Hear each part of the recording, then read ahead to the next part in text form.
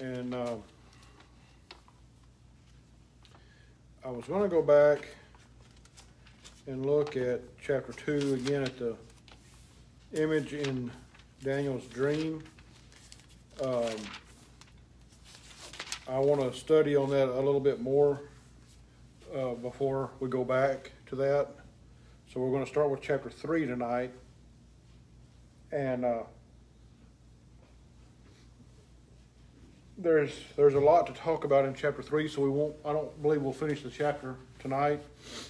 Well, I know we won't, but as far as what's in chapter 2 and the image in Nebuchadnezzar's dream that Daniel interpreted, that the Lord gave Daniel the interpretation to,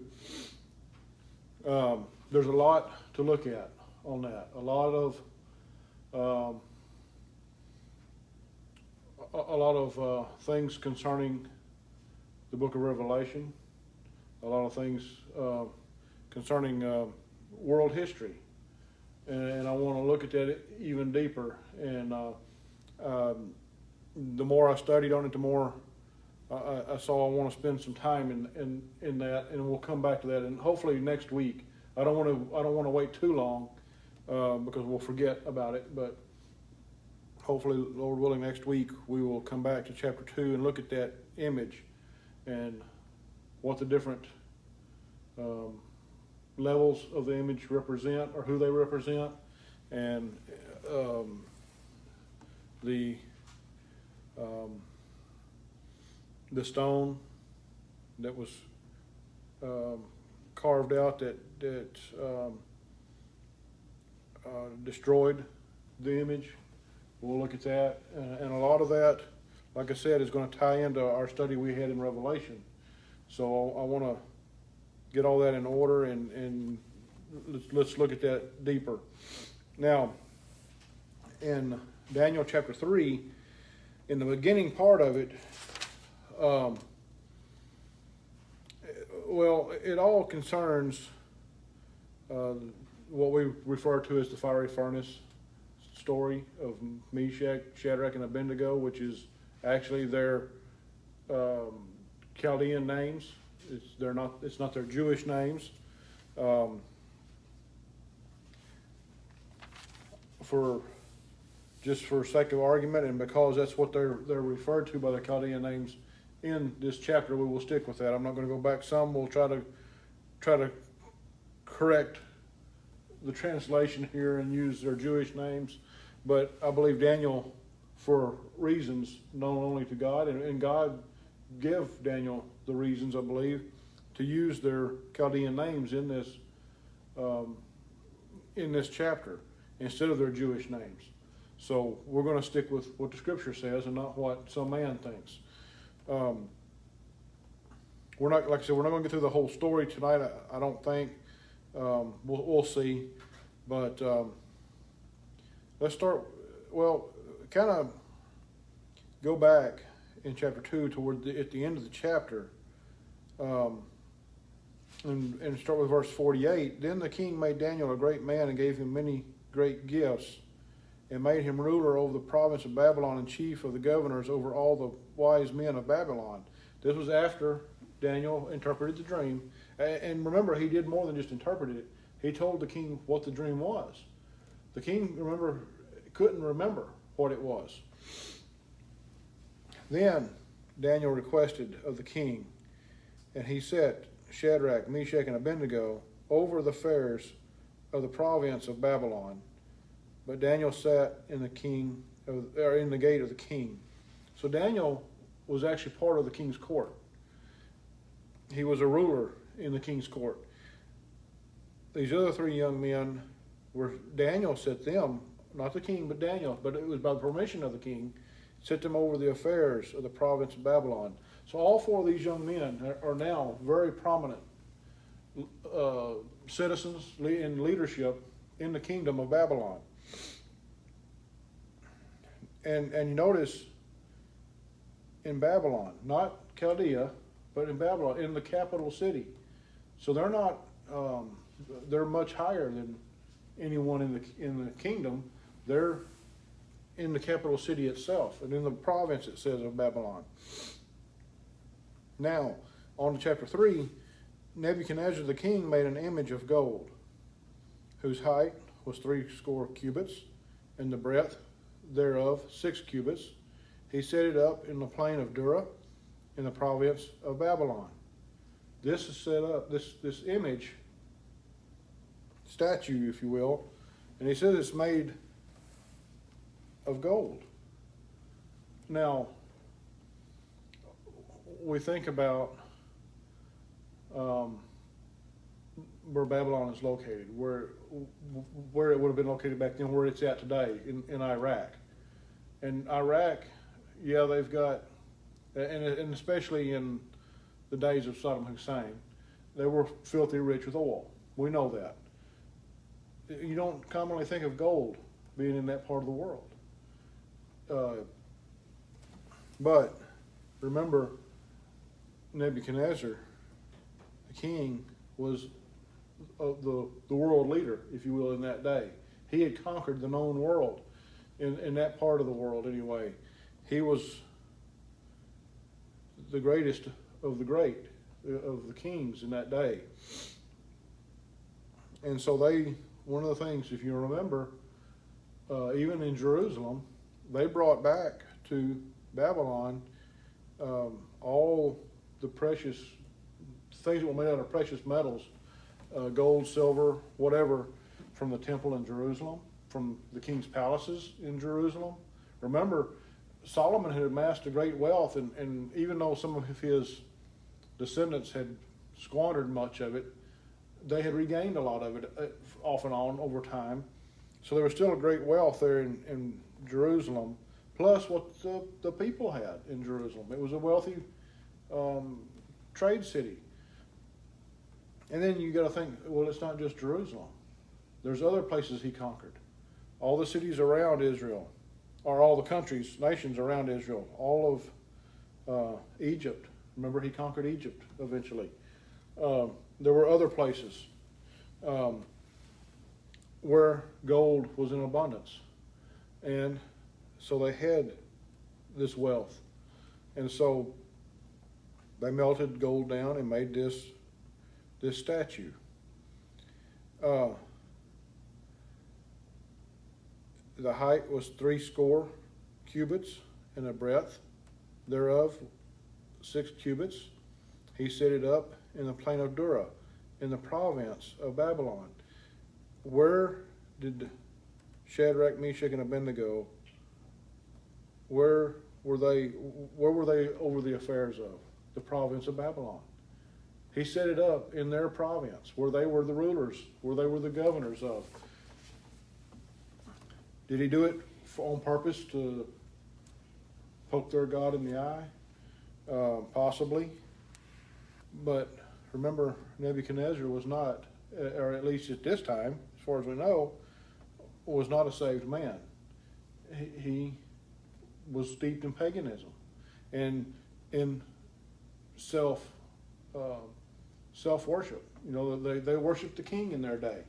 The king of their nation, whatever nation they were of in that part of the world, the king was their god.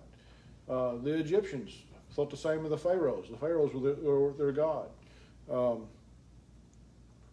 The Assyrians, before the Chaldeans, were the same way. They worshipped their king as their god. After them, the Medes, the Persians, the Greeks, the Romans, all worshipped. Emperor worship is what it's referred to. Their emperor or their king was their god, or at least their god on earth. Their god in fleshly form. So he sets up this false idol, this false god in the province of Babylon, where these 3 men are in charge. Then Nebuchadnezzar the king sent together the princes, the governors, and the captains, the judges, the treasurers, the counselors, the sheriffs, and all the rulers of the provinces to come to the dedication of the image which Nebuchadnezzar the king had set up. So he sends out a decree to have all these leaders come to the dedication of this image. which means that Shadrach, Meshach, and Abednego would have been ordered to come because they were rulers there. Then the princes, the governors, the captains, the judges, the treasurers, the counselors, the sheriffs, and all the rulers of the provinces were gathered together unto the dedication of the image that Nebuchadnezzar the king had set up, and they stood before the image that Nebuchadnezzar had set up. Then an herald cried aloud, To you it is commanded, O people, nations, and tongues. Everybody gathered. Doesn't matter where you're from. Remember, Babylon was a melting pot of sorts because they had taken captive not just Israel and Judah, but also, remember, there were other nations around them. They had captured people there, taking them into captivity. There were Egyptians there. There were people from all nations that they had conquered, had been taken into captivity there. And that's who he's talking about. That's who this herald is crying out to. To you it is commanded. Commanded by who? The king, Nebuchadnezzar. O people, nations, doesn't matter what nation you're from, and languages, doesn't matter what language you speak, you're commanded to do this. That at what time ye hear the sound of the cornet, the flute, harp, sackbut, psaltery, dulcimer, and all kinds of music, ye fall down and worship the golden image that Nebuchadnezzar the king hath set up. So as soon as you hear the band playing, it's time to worship.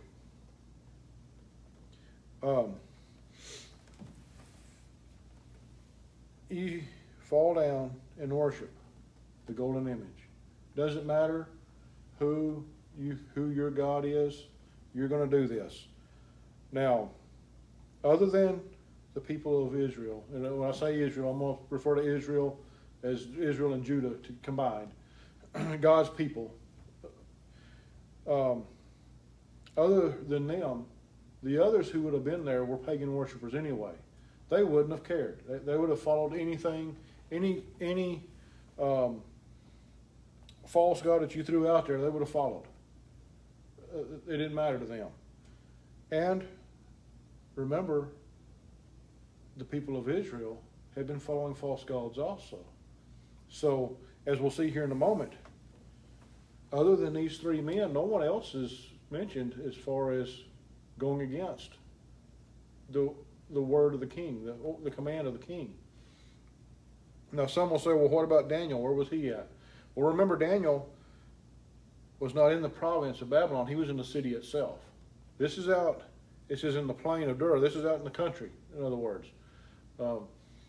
He set it up in the plain of Dura because of the open space, so they could amass as many people as possible to worship this idol. And some will say, and I don't know for sure, the scripture is not clear here. Some will say that this image that Nebuchadnezzar had created, had built or made, was the image of himself, because of their emperor worship that they followed in that day, that the image would have been of himself. Some will argue that this is the image that he had in his dream. I don't believe it is, because, for one, the whole image is made of gold, not just the head. And the interpretation that Daniel gave to Nebuchadnezzar of the image in his dream in the last chapter, only the head was gold, not the whole body. And Daniel never mentions that the whole body was Nebuchadnezzar. It was only the head that was the representation of Babylon and Nebuchadnezzar. Here, the whole body is made of gold. The whole head to foot is made of gold. And therefore, that's why I say I believe it was probably the image of Nebuchadnezzar himself.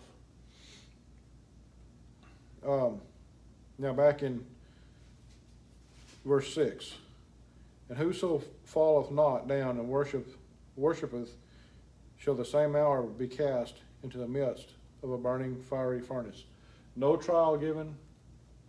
You're guilty by association. In other words, if we catch you, if anyone catches you not bowing down and worshiping, that same hour, that almost instantly, they're going to throw you into the burning fiery furnace. And from what I understand from history, I guess, in the plain of Dura would have been where the ovens were, where they made their brick ovens, or whatever they used to make their buildings with over there, their temples, whatever. It was where the best of the best dirt was, clay was, to make these things, to make the bricks. And this fiery furnace would have been used for that. And remember, as we'll see later, it's large enough that these men can walk in. So it's a huge oven. I've seen different pictures, and there's some documentary videos out there that, of course, they're speculation, but they've taken it from, I guess, from writings, other writings, secular writings, and from drawings that are still around of what these ovens would have looked like. They were pretty massive. They would have been able to put in a lot of bricks at one time to cure them and to heat treat them. So they would certainly have been big enough for these three men, and as we'll see later, there was a fourth man with them to walk around in. Now, verse 7, therefore at that time when all the people heard the sound of the cornet, the flute, harp, sackbut, psaltery, and all kinds of music, all the people, the nations, and the languages fell down and worshipped the golden image that Nebuchadnezzar the king had set up. Therefore at that time certain Chaldeans came near and accused the Jews. So the Chaldeans ratted them out. And remember, you had those men that were in the king's court, that were the Chaldean priests and the soothsayers and the magicians and all them. Remember, they were very jealous of Daniel and his three friends because Daniel had done what they couldn't do. God had given Daniel the power and the understanding of interpreting the dream, and those men had no way of knowing. They admitted to the king that they couldn't do it, even with the threat of death. They admitted they couldn't do it. And so when Daniel was able to do it, and then Daniel not only was promoted himself and given all these gifts, great gifts it says, and made a great man in the kingdom, he requested that these three men be given things also, and the king granted it. And so these Chaldeans were very jealous. And it says, wherefore at that time certain Chaldeans came near and accused the Jews. They spake and said to the king Nebuchadnezzar, O king, live forever.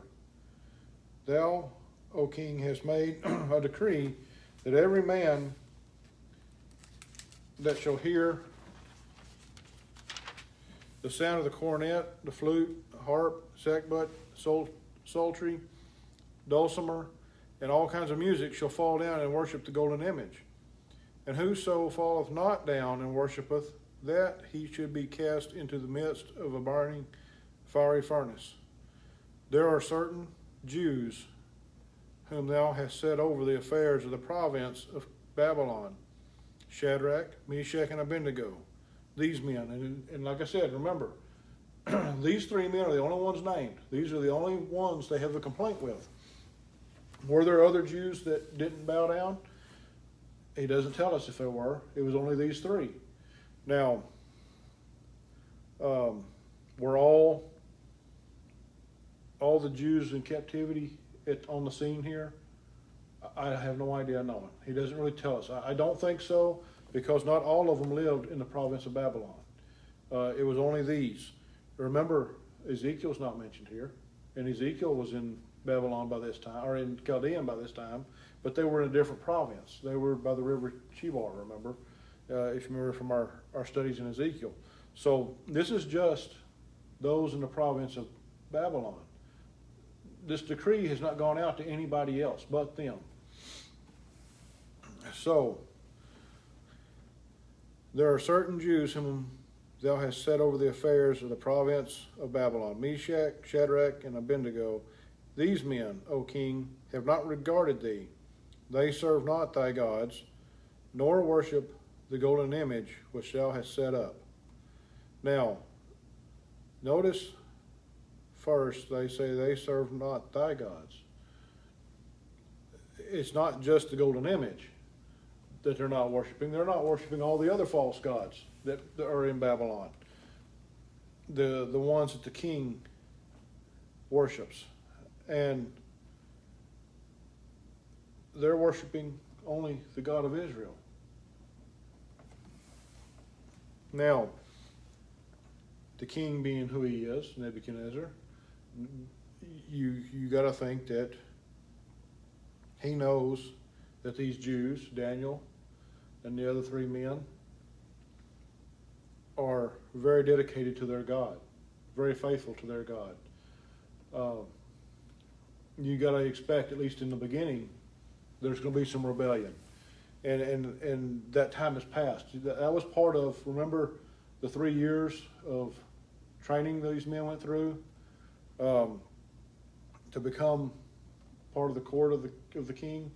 That was part of it, part of their re-indoctrination, part of their retraining into Chaldean society was to retrain their thinking and their thought process on religion. They would have been exposed to all the false gods of Babylon during that 3 years. Yet Daniel and Meshach and Shadrach and Abednego continued to worship the true God. Verse 13, then Nebuchadnezzar, in his rage and fury, commanded to bring Shadrach, Meshach, and Abednego. Then they brought these men before the king. Nebuchadnezzar spake and said unto them, Is it true, O Shadrach, Meshach, and Abednego? Do not ye serve my gods? Do not ye serve my gods, nor worship the golden image which I have set up? Now if ye be ready, that at what time ye hear the sound of the cornet, the flute, harp, sackbut, psaltery, and dulcimer, and all kinds of music, ye fall down and worship the image which I have made, well. But if ye worship not, ye shall be cast the same hour into the midst of a burning fiery furnace. And who is that God that shall deliver you out of my hands? You notice the word God there is capitalized. The G in God is that he's referring to their God. He knows who he's referring to. Not just any false God that's out there, but their God. And he tells them, if you fall down and worship at the time you hear the band play, all is well. You can live and you can go about your own business. But if you don't bow and worship, the same hour, we're going to throw you into a burning fiery furnace. And it's as though, this seems as though a common practice with the Babylonians, doesn't it? You know, obviously they know what's going to happen when they throw somebody in one. It's almost as though they've done it before. And if you remember, if you ever studied anything about history, and especially back in that day, it was like torture was a thing. You know, that's the cruelest, meanest thing we can do to a person, to kill them because they don't agree with us. Where do we think Roman Catholicism got it from? You know, they got it from their pagan ancestors. You look at the different ways they tortured the martyrs before they killed them, before they died, and even some that they tortured and didn't kill, that lived, was even worse.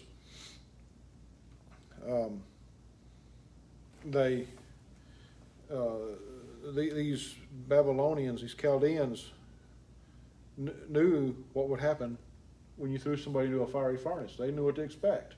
They didn't last long, in other words. And then he mocks them by saying, who is that God that will deliver you out of my hands?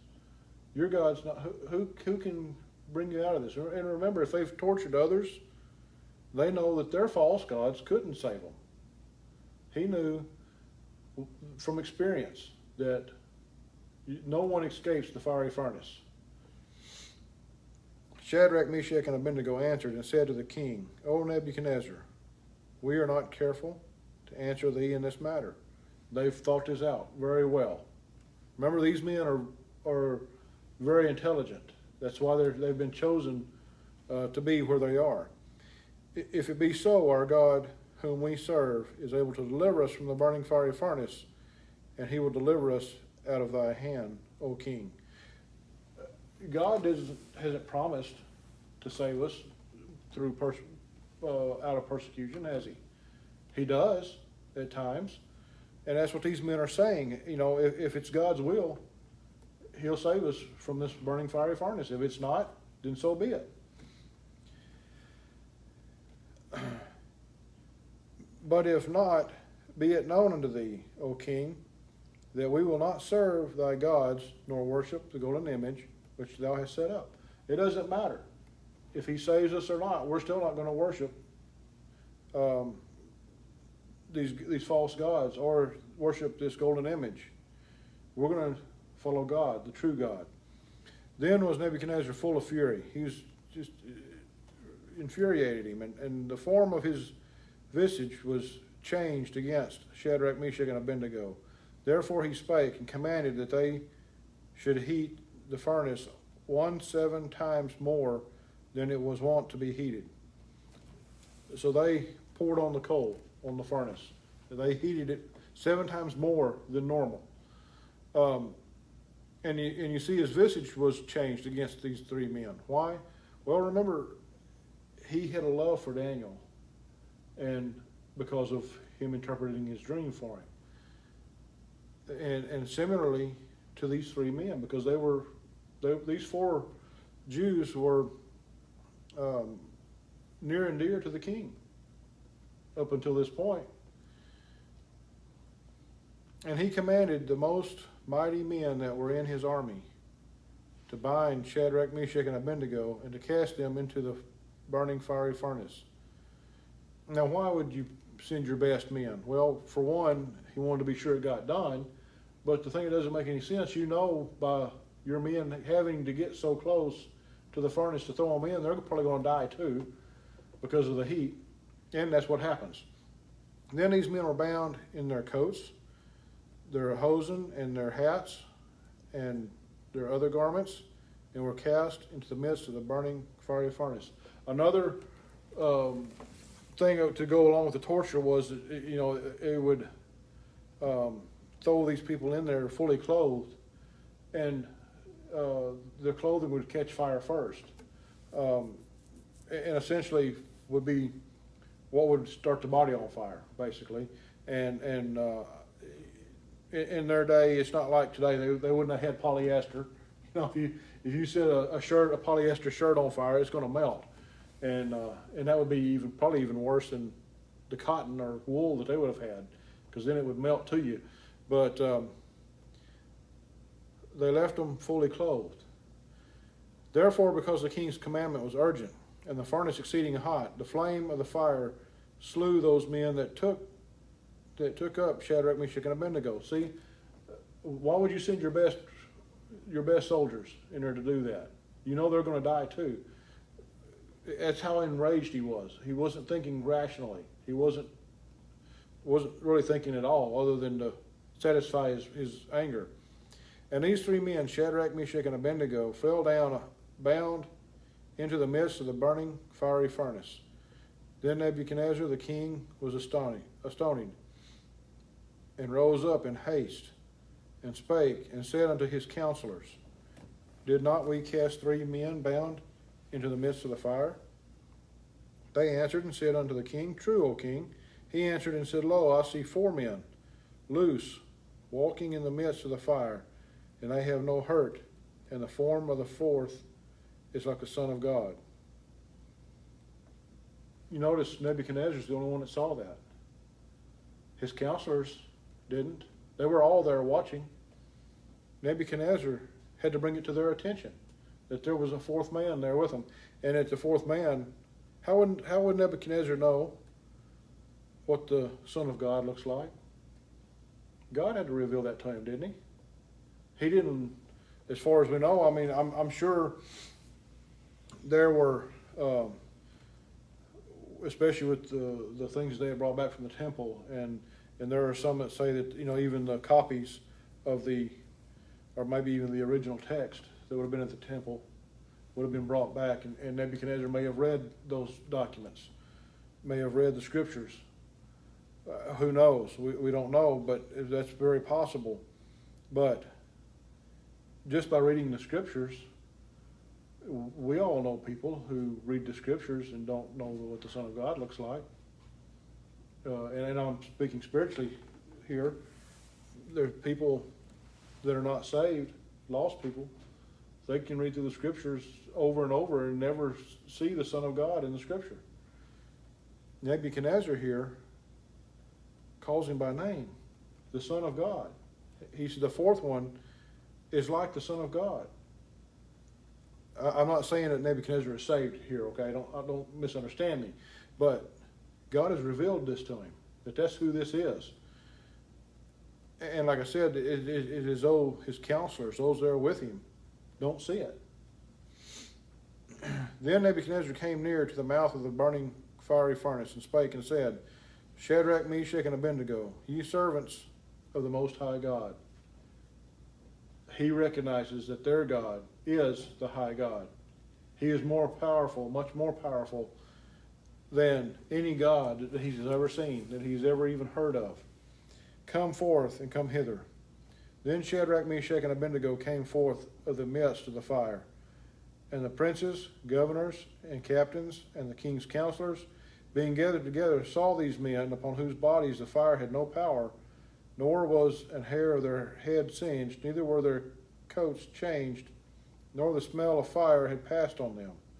They didn't even smell like smoke. I mean, the last 2 days we've had get-togethers with church members here and cooked on the grill both times. You can't cook on a grill without smelling like smoke. It's impossible. They don't even have that smoke smell to them. Their clothes are not burned. He says, neither were their coats changed.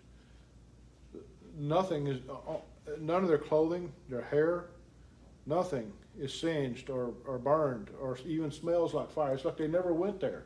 Like they were never there. And if you notice, the princes, governors, captains, and the king's counselors say nothing about the fourth man.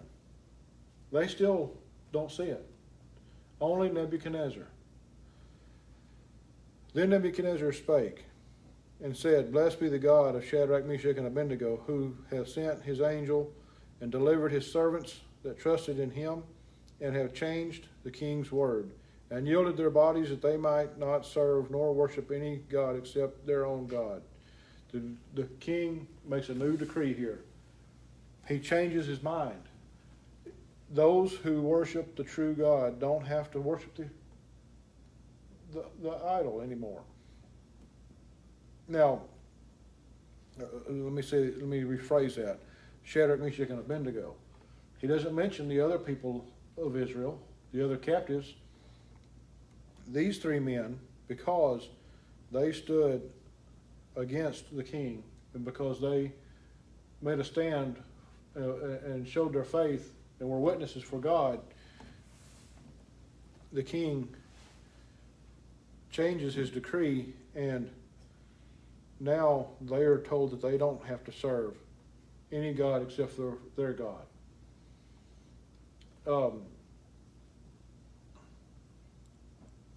They are free to worship the way they see fit. In other words, religious freedom. Therefore, I make a decree that every people, nation, and language which speak anything amiss against the God of Shadrach, Meshach, and Abednego shall be cut in pieces. He goes just the opposite, doesn't he? And their houses shall be made a dunghill. Because there is no other God that can deliver after this sort. Now, he doesn't say that no one else that people are going to stop worshiping this image. They're not going to stop worshiping the false gods, but no one is to speak against the God of Israel. No one, the God of Shadrach, Meshach, and Abednego has proven to Nebuchadnezzar that he is the God. He is the high God. He is the King of Kings and Lord of Lords, as he says he is in his word. And so Nebuchadnezzar recognizes this. And now, if you speak out against their God, you're going to be cut to pieces. And not only that, but your houses are going to be destroyed. They're going to be made a pile of rubble, a dunghill, he says. Then the king promoted Shadrach, Meshach, and Abednego in the province of Babylon. Again, they have achieved favor with the king.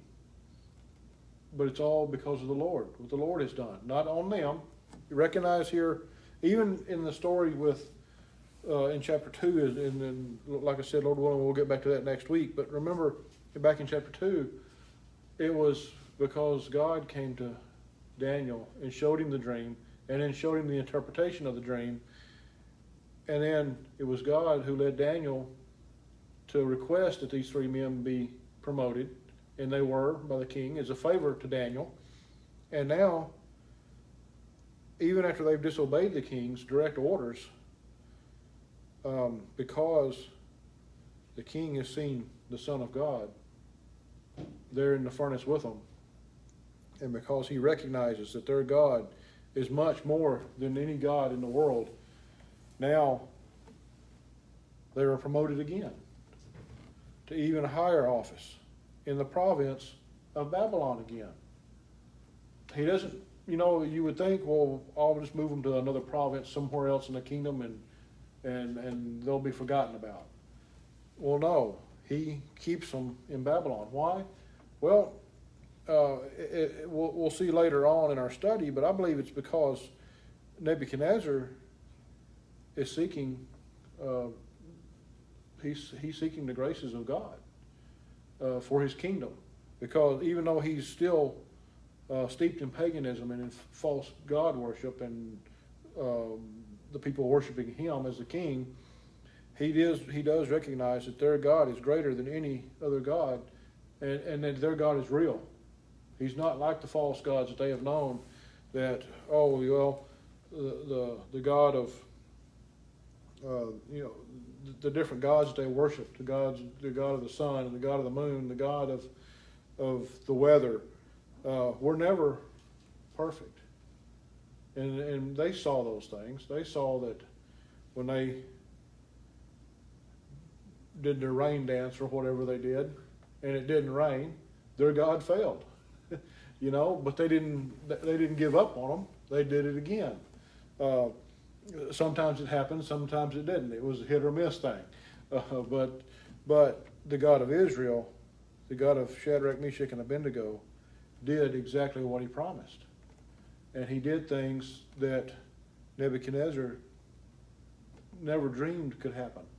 Just like this story with the fiery furnace. Nebuchadnezzar fully expected it. As hot as this furnace was, you saw where they said that the men who threw them in there, it killed them as soon as they got close enough. As soon as they threw them in, they were dead. But these three men were actually in the furnace itself, walking around with the Son of God. And Nebuchadnezzar, it appears as though Nebuchadnezzar here, out of all his kingdom, out of all his counselors, those that were there with him, he's the only one that sees it. None of the rest of them, it appears as though they don't even see the fourth man. They just hear what the king says. So we'll stop there for tonight. And like I said, Lord willing, we'll get back to chapter 2 and the image there. And don't get, like I said earlier, don't get confused. Don't try to confuse the image in chapter 3 to the image in chapter 2. They're not the same. And we'll talk more about that next time.